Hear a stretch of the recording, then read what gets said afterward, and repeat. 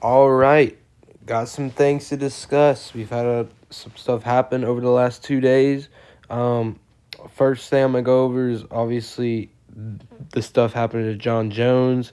I mean, he hinted retirement. I mean, if you I don't know if y'all saw that video yesterday that got leaked of him on the phone with someone. I don't remember his name. I don't really know who he was, but yeah, he asked him if he had like 10 years left in him, and then Jones went and said, "No, I'm done. I'm fighting." So that is obviously, I mean, that's very suspicious. What do you mean you're done fighting?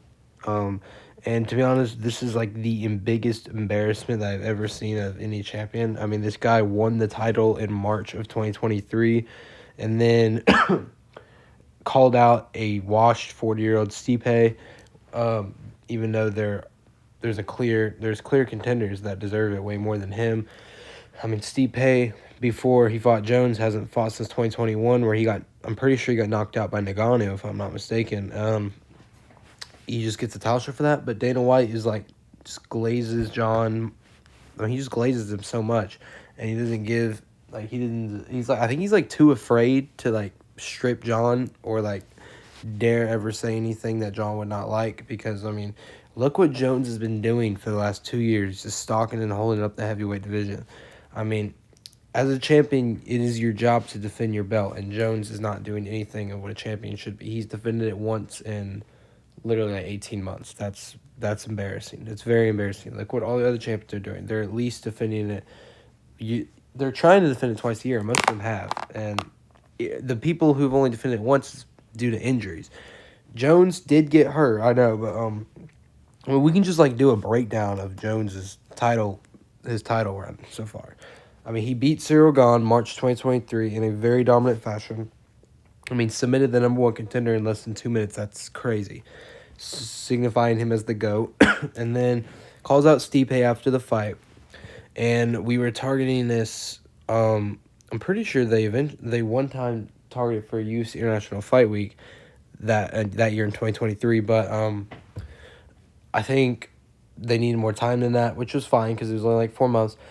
So then they were targeting November at Madison Square Garden, where it was supposed to happen, and all of a sudden Jones breaks his like collarbone or something in his neck like 2 weeks before the fight.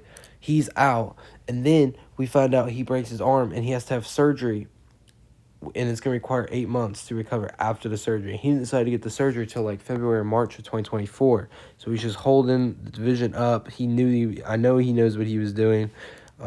And I think he's just like doing this in spite of the fans, because the fans are just begging for him to fight Tom Aspinall, because Tom Aspinall, in November 2023, won the interim belt on the event that Jones was supposed to fight in against Sergey Pavlovich, knocked Sergey out in less than 2 minutes. Very, very good victory.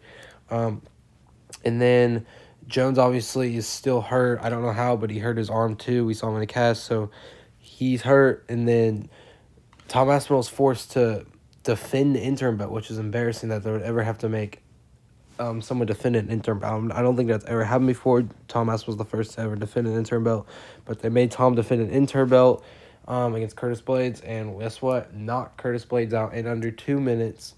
Again, signifying that he is the rightful number one contender, even though he never had to do that. He shouldn't have had to do that, but he did do that in his hometown. So, I mean, it looked very dominant fashion victory. He just did it, made it look so easy, and he's done this to everyone. So, like, he's clearly the number one contender, and Jones is just ducking.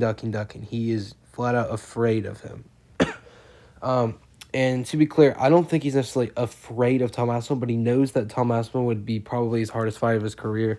And Jones, I'm pretty sure, was saying that because he also hinted on one of his posts that there's one more spot missing on his wall, meaning he's hinting that he'll have one more fight left. And it should be against Tom Aspinall, because who else would he fight? He has to fight the interim champ. He's the number one contender. And yeah, so Tom Aspinall is now the longest reigning interim champion. I'm pretty sure he got it a couple months ago, which is not an accomplishment, obviously. Jones has been holding up the division. And then he eventually skipped to November, fought Stipe in November 2024 at Madison Square Garden. So he managed to stall out an entire whole year just to fight in November. I don't know what it's like. He just wants to fight in November. And yeah, He beat Stipe, obviously, and he didn't even look that great. I mean, he looked decent against Stipe, but I mean, he got hit a lot. He looked slow. Stipe was hitting him with some shots when Jones was trying to dodge, but he couldn't dodge fast enough, and he just didn't look that slow. Obviously, we all knew Jones was going to win. He had some very good elbows, very aggressive. He's obviously still a really good grappler, decent striker, but obviously Aspinall is way better than Stipe. He's going to hold a way bigger threat. And yeah, he's just been holding it up the division. This is not what a champion's supposed to be. It's really making the UFC look bad. I mean, Dana just won't stop glazing John, and he just, I mean, they need to just set the fight up already. People are getting bored and forgetting that because, I mean, he's been doing this for 2 years now. Obviously, Tom Aspinall deserves a fight. They should have already fought. And let's talk about now. Jones defended his belt November 2024, his first title defense. It took him nearly 2 years to make one title defense, which is absolutely insane. Um, yeah, he beat Stipe, so now maybe 5 to 8 months. Wait, defend your title. He should have defended it at UFC International Fight Week. That was my initial prediction where he'd defend it. Why isn't he not defending at UFC International Fight Week? That's a perfect time to defend it. Huge event. I mean, if I'm Dana, that's what I'm like forcing him to do. But if I'm actually Dana, I would have stripped him a long time ago, because I understand he got hurt before the Stipe fight, so I wouldn't have stripped him, and I wouldn't even given the Stipe the title shot. What did Stipe do to get the title shot? He's a 40-year-old man. It doesn't matter that he's the heavyweight GOAT. I mean, he's still a 40-year-old man. So I don't understand what he did to do that. Dana, again, is just glazing John and can't dare say no to him, so he's just going to do whatever he says. And yeah, Jones is just laughing, happy about he wants us to get mad about this because he knows everyone wants a Tom Aspinall fight. And he even hinted after the Stipe fight that he'll give us what the fans want, and he's not doing that. So, yeah, what has he been doing in 2025? He's not fought yet. He hasn't even announced the fight. He's now saying that he might retire. We're in May now. He should be fighting UFC National Fight Week, but he's not. So now people are saying, are we really going to wait till November 2025 when they're probably going to be at Madison Square Garden again? Do we really have to wait that? Why does he always fight November? Like, that's a whole entire year. That is not how a champion is, where you fight once a year. I'm not even sure he's gonna fight again. He might just retire and just manage to hold the belt that long, which is gonna make Dana White look very, very, very bad to let Jones do that. However, Dana White has confirmed that the Jones Aspinall fight's going to get scheduled this year. I mean, he said it, but Jones is saying that he's done fighting. Like, what does this mean? I mean, he literally just a couple of weeks ago signed an offer to, like, do the Ultimate Fighter thing for, like, Russia, him and Nate Diaz. Why is he doing that? He's a champion. He should be looking to fight, and he should be training. He should be in camp for his second title defense against Tom Aspinall, because obviously that's the guy who should be fighting. So, like, I mean, it's really embarrassing what he's doing. He should have already been stripped, and he just needs to fight Tom Aspinall. Like, people, I will not care if he retires after the Tom Aspinall fight. I will not care if he loses the Tom Aspinall fight. If he loses the Tom Aspinall fight, he's still the GOAT. Like, look what he's done his entire career. He will always be the GOAT. But you got to do your job as a champion. I mean, you can't just sit there and hold the belt. I mean, it's really embarrassing what you're doing. You got to be a champion. I don't know what in his right mind thinks this is okay. However, he has said that he has told the UFC his plans, and he doesn't know why the UFC hasn't told us yet. So I really wonder what his plans are. He didn't say because he was in an argument with some random guy on Twitter. But yeah, I'm very interested to see what happens. Jones is just really holding up the division. I mean, who is Tom Aspinall supposed to fight? Look what he's doing in Tom Aspinall's career. He's holding up his career.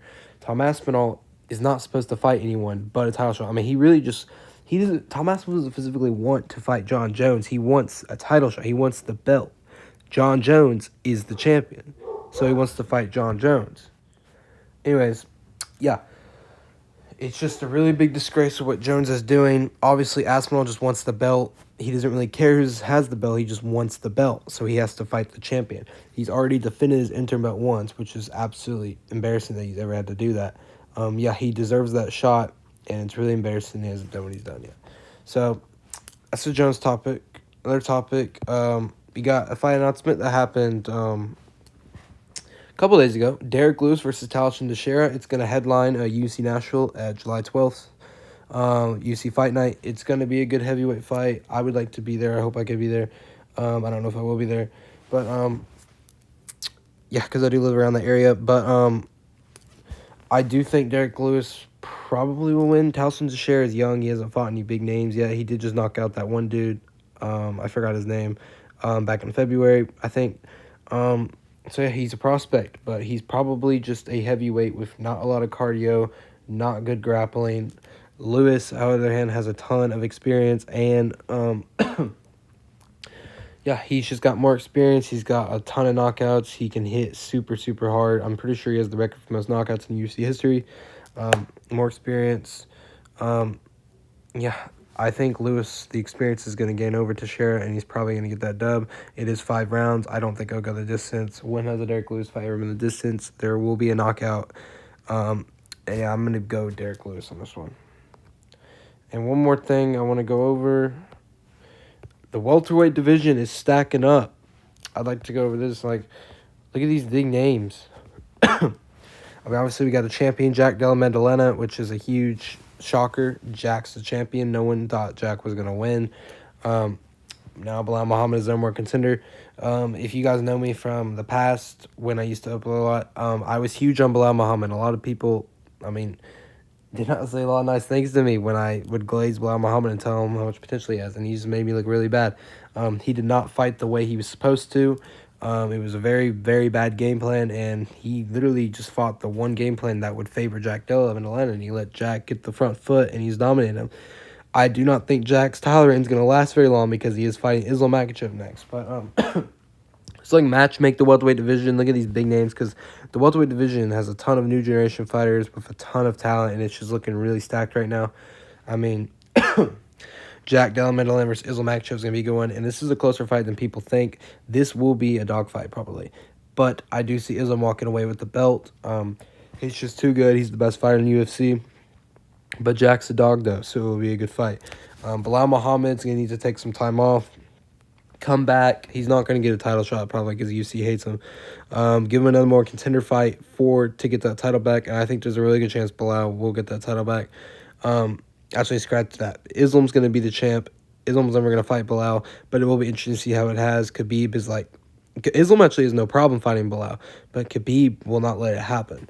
So, interesting to see what happens because there probably will come a point where Bilal will be number one contender when Islam's champ, but we'll see. Sean Brady is a guy no one's talking about. This is probably the second or third best fighter in the welterweight division right now. He just dominated Leon Edwards in his hometown. He dominated Gilbert Burns, which is a lot of thing, although that is not aging well. But Gilbert Burns, the losing streak has got to him. He doesn't have that fighting spirit, and he's just getting older.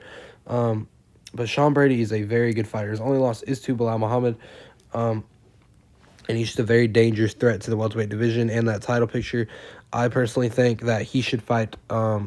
actually, what was the thing? Because I originally thought that Sean Brady should fight Shavkat, but Shavkat is still hurt, and he says he's not coming back till 2026. So, he's just lost his chances because he did win a number one contender fight against Ian Gary. Then Bilal got hurt when they were supposed to fight, and then Shavkat got hurt earlier this year. So now Shavkat's probably going to have another number one contender fight when he comes back. And Leon Edwards is just going to have to fight someone outside the top 7, another striker. Stop giving him wrestlers because he clearly can't fight wrestlers. Maybe someone like Michael Morales, who's now number 8 contender, who just came off a great win against Burns. I think that's a good fight, Leon versus Morales. What do y'all think? Yeah, and then we also got Kamaru Usman, who's fighting Buckley in June. This is going to be a really good fight.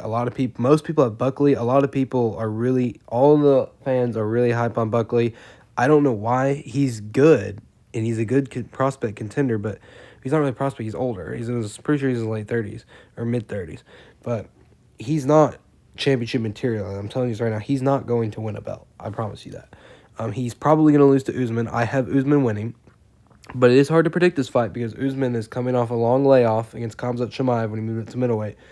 He's also on a 3-fight losing streak. But I think Usman's going to come back better than ever. He's had a long layoff, and I know he's been training a lot. I think he's going to come in and he's going to... he might even win this. It might not even be that close.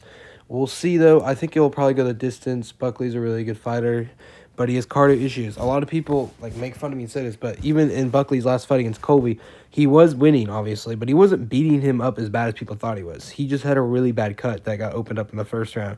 And I'm telling you guys, before that cut, before they stopped the fight because of the cut, Colby was gaining momentum on that fight. Pretty sure it was third round. Colby was winning that third round. He would have won that third round. So it would have been 2-1 Buckley. And Colby has always been known for great cardio. Obviously, Colby's not the same fighter he used to be. I'm not denying that, and he's getting older. But I'm saying is late in that third round, Buckley was getting tired, and Colby was on his back getting control time, and he was the one starting to gain momentum with the fight. I'm just saying those 4 fifth rounds would have been interesting if he never got cut open that bad. But so Buckley's cardio will be a thing to keep in mind. Usman's fought so many times in 5-round fights. Obviously, he's one of the, in my opinion, the greatest welterweight of all time, and he's just got so much experience. I'm picking Usman. We'll see if he's washed or not. I don't think he's washed. I mean, just look at his resume. Khamzat Chimaev's a killer. I thought he would have beaten Khamzat if it went 5 rounds, but that'll be a very interesting fight. Ian Gary's another contender. I don't know why people think Ian Gary deserves some kind of title shot for beating, number 13 contender. I mean, don't keep my Carlos Protz was a prospect, and he was really good, but he's number 13 contender. You went back in, 7 rankings. You do not get a title shot, but I don't even know why they made him the backup fighter. Should have been someone like Sean Brady or something. Speaking of that, maybe Sean Brady versus Gary. That'd be a good fight. Sean Brady would win. I'm telling you that. But Buckley's been calling out Ian Gary a lot too. But Buckley's not going to beat Usman, I'm saying. I don't think he is. But if he does beat Usman, it'd be a good fight, Buckley versus Gary. Morales is now in the picture. I mean, it's going to be welterweights really stacking up. I don't know if Colby's ever going to come back anytime soon. We'll see. He's not really that active, but he has been in the gym training. He's been getting into streaming too. Burns probably should retire, but yeah, he's not going to be in that title picture anytime soon. He's probably going to have one more fight left against someone I hear, an underrated contender, and he's going to retire. Jeff Neal, I mean, he's not going to be anywhere in that picture. Thompson's old.